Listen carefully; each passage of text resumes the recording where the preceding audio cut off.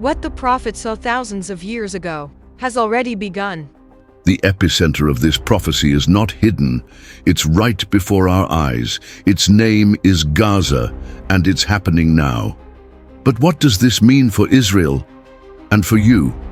Behold, I will make Jerusalem a heavy stone for all peoples. All who lift it will surely hurt themselves, and all the nations of the earth will gather against it.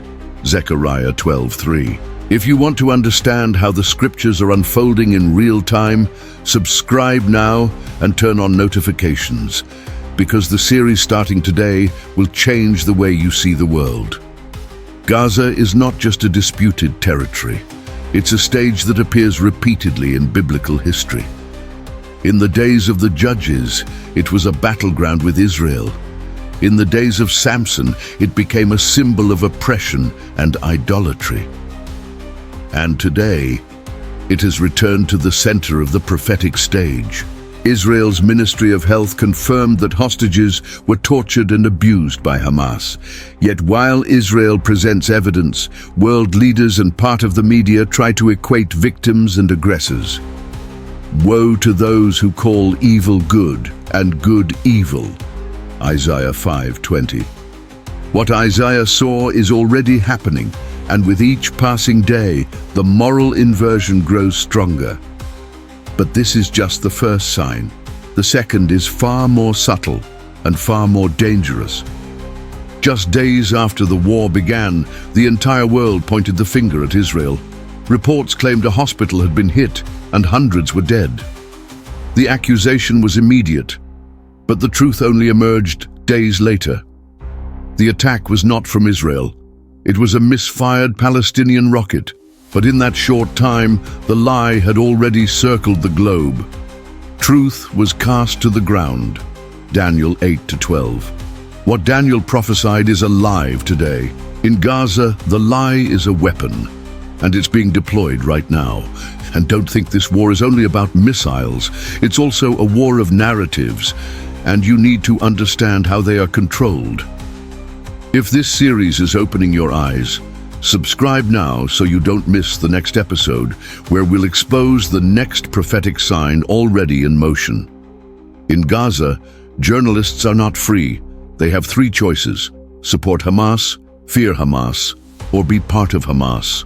That's why cameras never show dead combatants, only civilians, ruins, and tears.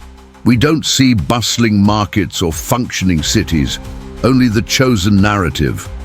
They dress the wound of my people as though it were not serious. Peace, peace, they say, when there is no peace. Jeremiah 6:14. And when someone dares to show the truth, like the Indian journalists who caught rockets being launched next to hotels, they are expelled immediately. This control is nothing new. It's the same playbook used by totalitarian regimes to shape perception and prepare the world to accept lies as truth. Freed hostages and Israeli soldiers testify almost every house in Gaza hides weapons or tunnels. Children are taught from an early age to hate Israel, yet Israel still insists on distinguishing civilians from combatants.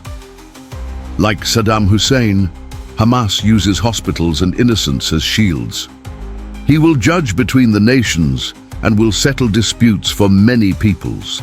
Isaiah 2:4. This strategy is not only military, it's spiritual. It's the attempt to invert who is the oppressor and who is the victim.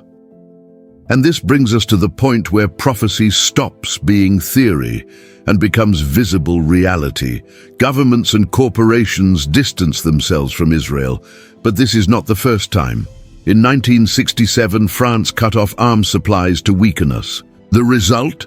Israel built its own defense industry and thrived. Today, boycotts may have the same effect, making us stronger. All the nations of the earth will gather against it. Zechariah 12:3. Gaza is only the first act of this prophecy, and you are watching history unfold before your eyes. If you want to follow every act of this prophecy and be spiritually prepared, subscribe now and stay with us. Gaza is not just a political conflict. It's a living chapter of an ancient prophecy. But this is only the beginning. The next sign is already happening, silently, in the Dead Sea. Fish are swimming where nothing could live before. And this is exactly what the prophet Ezekiel described. In the next episode, we will travel to the Dead Sea and reveal why this phenomenon is the harbinger of something far greater, something that could change the destiny of Israel and the world. Prophecy is not about a distant future. It's about now, and it's unfolding before your eyes.